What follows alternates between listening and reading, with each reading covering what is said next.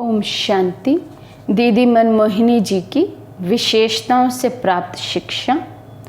दीदी जी, जितनी गंभीर उतनी रमणीक।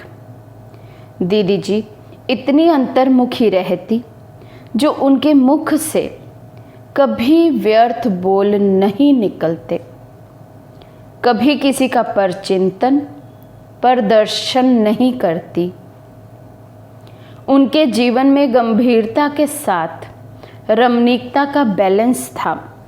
वे सभी से अलौकिक चिट चैट करके खूब रिफ्रेश कर देती। उनके साथ बहुत रमणीकता से खेल पाल करती। तो कितना बैलेंस था दीदी जी के जीवन में, कभी व्यर्थ बोल ना निकलना। तो कितने कम बोल होंगे उनके, क्योंकि जिन्हें अधिक बोलने का संस्कार रहता है, नेचुरल बात है कि वो व्यर्थ ही बोलते हैं।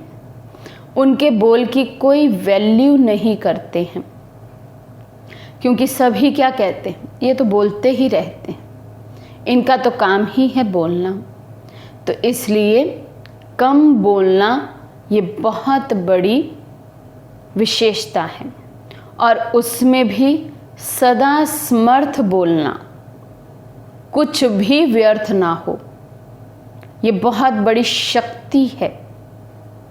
समाने की शक्ति, समेटने की शक्ति। कभी परचिंतन नहीं, प्रदर्शन नहीं।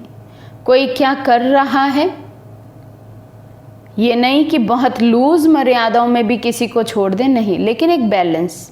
हर एक के पार्ट में मुझे इंटरफेयर नहीं करना है।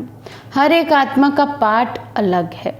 निमित्त बन, जिन सेवाओं के हम निमित्त हैं, वहाँ कोई डायरेक्शन देना, समझानी देना, उसको परचिंतन या प्रदर्शन नहीं कह सकते।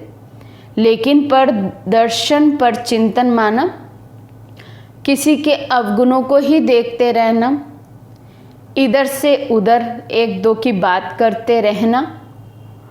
इन बातों से दीदी जी बिल्कुल उपराम परे थे। इसीलिए उनका मन और बुद्धि बहुत एकाग्र था, शक्तिशाली आत्मा थी।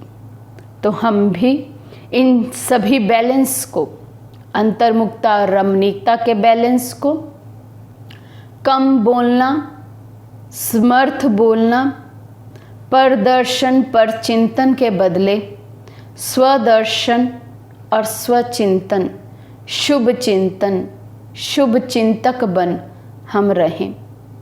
तो दीदी की इस विशेषता को भी फॉलो करें, ताकि हम भी ऐसे बैलेंस लाइफ को जी सकें। अच्छा, ओम शांति।